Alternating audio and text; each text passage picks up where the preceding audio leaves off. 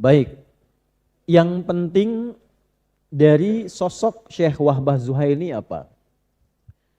Beliau ini diberikan oleh Allah umur yang cukup panjang dan berkah.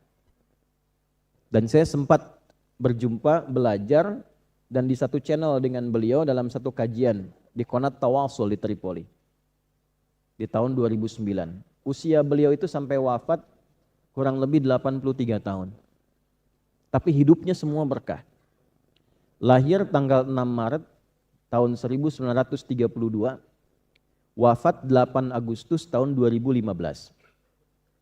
Ayahnya, ini yang penting. Saya bahas sanad dari penulis dulu karena nanti kita itu punya metodologi, punya manhaj. Setiap mau ngaji kitab, bahas dulu ulama yang ngarangnya siapa itu. Kok bisa menulis kitab itu? Kesolehan beliau bagaimana? Kesolehan ayah ibunya seperti apa? Kalau Anda, saya, kita pengen punya anak sesoleh ini, nanti kita tirakati, kita ikuti jalan orang tuanya seperti apa. Itu maksudnya. Syekh Mustafa Az-Zuhaili itu seorang penghafal Quran. Bukan sekedar penghafal, karena yang hafal itu banyak. Menghafal Quran itu mudah. Yang sulit itu menjaganya. Ingat ya, menghafal Quran itu mudah. Yang sulit menjaganya. Maka beliau menjaga hafalan Qurannya dengan 2 sifat. Satu sifat takwa, yang kedua kerendahan hati. Ya, satu sifat apa? Takwa, yang kedua kerendahan. Maka Qurannya terjaga. Ibunya pun namanya Fatimah. Fatimah binti Mustafa Sa'dah. Seorang perempuan yang menjaga kehormatan dirinya, teguh memegang syariat, rajin mendekat kepada Allah. Dan tahukah Bapak Ibu sekalian, profesi ayahnya apa? Seorang petani dan pedagang kecil-kecilan. Bertani, berkebun, dagang. Jadi Anda jangan simpulkan untuk menjadi ulama itu harus anak kiai saja. Belum tentu. Jangan simpulkan untuk menjadi ulama besar itu harus punya harta banyak. Belum tentu. Kadang-kadang keprihatinan itu membuat kita lebih serius untuk belajar. Apalagi yang diberikan oleh Allah fasilitas banyak kemudahan. Jangan dipahami fasilitas itu sebagai kemanjaan untuk membuat kita itu malas belajar. Coba yang bukunya, kitabnya kurang fasilitas, begitu rajin. Cahayanya, lampunya terbatas. Dulu lampunya terbatas. Dulu waktu kecil tuh saya masih ada orang Banten bilangnya lampu semprong itu. Pernah tahu nggak ya? Ya, apa itu? Kayak petromak gitu ya? Ya, kalau petromak itu masih agak keren. Ya, ini kayak bolham celungkup, terus pakai minyak tanah kan di bawahnya, ya kan? Baru dinyalakan dan cahayanya itu nggak seterang ini. Tidak seperti Masjid An-Nur sekarang, biasa redup. Tapi itu masih bisa baca tuh. Nah, ingat tuh memorinya ibu tuh. Ya, Anda bayangkan dengan pencahayaan yang kecil demikian, kemudian kitabnya itu kertasnya masih kuning Pak. Kuningnya kuning pekat, belum putih. Makanya disebut ngajinya kitab kuning. Betul, karena kitabnya kertasnya warnanya kuning. Baunya khas. Kalau ke toko-toko kitab tuh baunya khas. Ya, bukan karena ngaji apa kitab kuning jadi keren. Ya, keren memang keren, tapi memang kertasnya warnanya apa? Kuning. Makanya disebut kitab. Coba kalau kertasnya hijau. Kitab hijau. Oh. Jadi dulu demikian, tapi lahirnya seperti siapa? Mbah Hashim, Hadratus Syekh, Kiai Ahmad Dahlan, Kiai Nur Ali, ya. Jadi semua kiai-kiai itu ngajinya luar biasa dengan keprihatinan, keterbatasan jadi. Nah, cara memahaminya kalau Allah berikan lebih berarti mesti lebih serius. Sekarang apa aja bisa di-download. Langsung keluar. Tapi jangan dijadikan mudah. Setiap tahu sesuatu, ChatGPT, AI, langsung keluar. Nggak begitu juga. Ulama dulu belajar 30 tahun baru berani mengeluarkan pendapat. Ini 3 menit langsung berfatwa.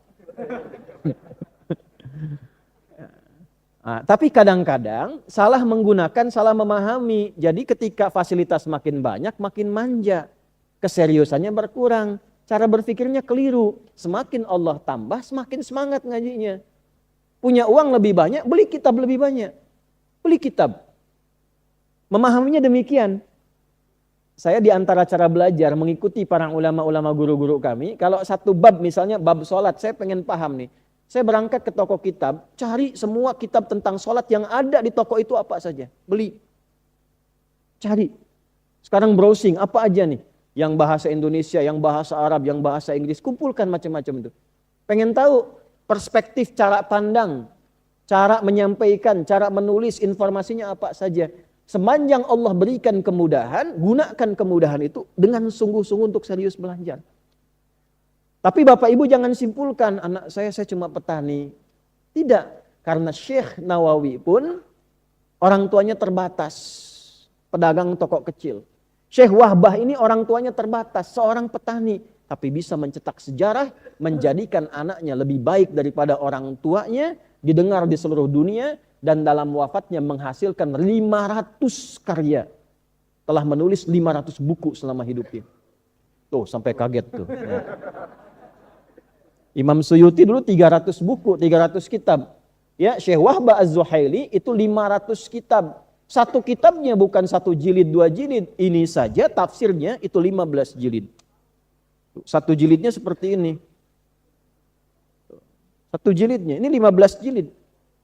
Ya, itu bagaimana dengan keterbatasan? Lahir 1932, ngaji pertamanya pada ayahnya, belajar Quran pertamanya pada ayahnya. Makanya saya sering katakan para ayah yang ngaji yang benar minimal Fatihahnya. Nanti begitu anak mulai baca, Fatihahnya usahakan dari antum. Sehingga ketika dia sholat, bacaan yang antum ajarkan itu terbawa terus dalam sholat selama hidupnya. Kalau kita meninggal dunia, duluan misalnya, insya Allah cahayanya ngalir terus karena dibaca terus oleh anak. Tenang kan di hadapan Allah itu. Gimana kalau ditanya, fulan, saya titipkan itu anak kepada dirimu bukan pada ayah yang lain. Kamu ajarkan apa? Bangga antum jawab.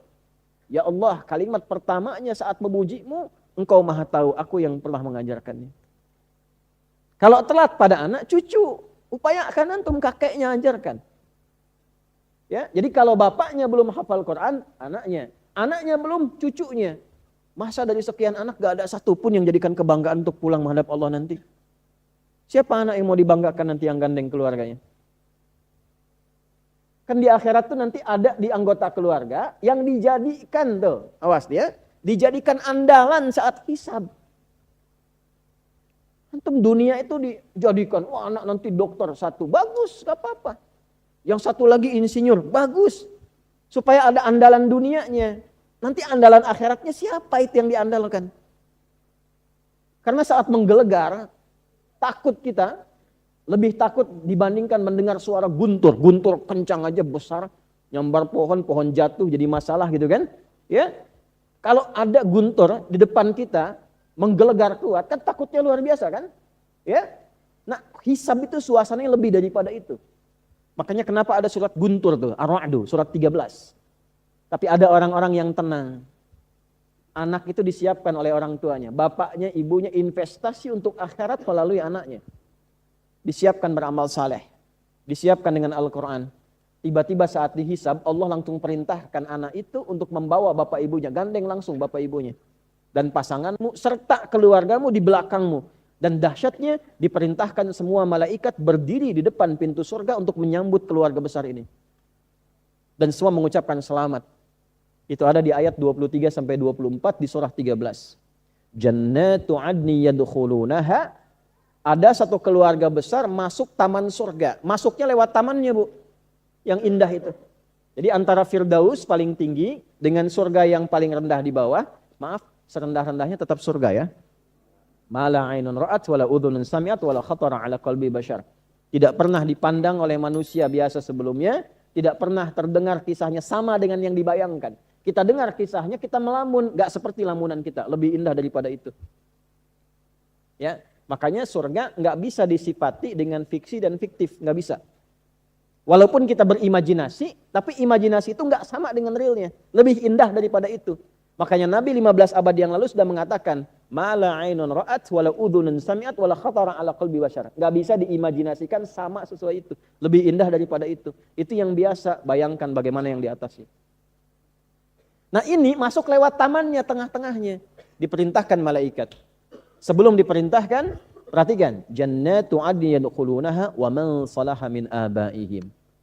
Dan bapak ibunya yang soleh, yang menginvestasikan anak itu sebagai kebanggaan saat dipanggil yaumul hisab. Abdurrahman dipanggil. Begitu mau dihisab langsung kalimatnya, gandeng aja langsung bapak ibumu, bawa. Istrimu, pasanganmu, bawa. Wa dzurriyyatihim, dan keluarga besarnya. Ternyata ini keluarga besar kompak. Bapaknya ngaji, ibunya ngaji, anaknya ngaji, ada cucu pun disekolahkan supaya ngaji. Berangkat bareng-bareng ngaji gitu. Insyaallah. Murajaah kalau sempat bareng-bareng, tak sempat disiapkan sehari ngaji. Wal malaikatu yadkhuluna alaihim min kulli bab. Lalu malaikat diperintahkan untuk berdiri di depan pintu surga, masuk ngunjungin tuh.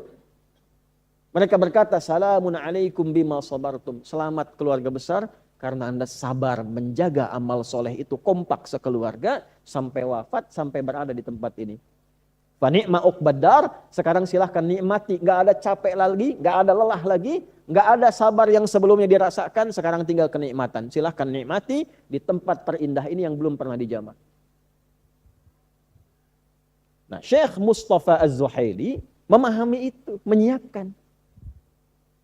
Maka disiapkan dengan istrinya kompak. Anaknya disiapkan, dididik pertama kali, dimasukkan ke pesantren. Nah, karena tumbuh di lingkungan yang penuh iman dan ilmu, maka anak pun terbawa, yang dicari iman dan ilmu, iman dan ilmu. Gitu. Maka ketika mulai sekolah pun pengennya nambah. Berangkat ke Mesir, langsung ngambil dua kampus. Di Al-Azhar, ya, ngambil syariah, di Ainus Syams, ngambil hukum. Selesai, S2. Selesai, S3. Tahun 75 dapat profesor. Jadi kematangannya hampir di semua bidang. Sekarang kalau kita cari buku, hampir buku apapun di bidang ilmu apapun itu ada karyanya beliau. Hampir demikian. Di tafsir ada, di akidah ada, di fikih ada, usul fikih memang pakarnya. Masuk ke hadis ada juga. Nah, jadi kalau sudah bapaknya takwa, ibunya takwa, anaknya dididik dengan iman dan takwa, maka insya Allah orang tua yang sukses itu berhasil mendidik anaknya melebihi kemampuan orang tuanya.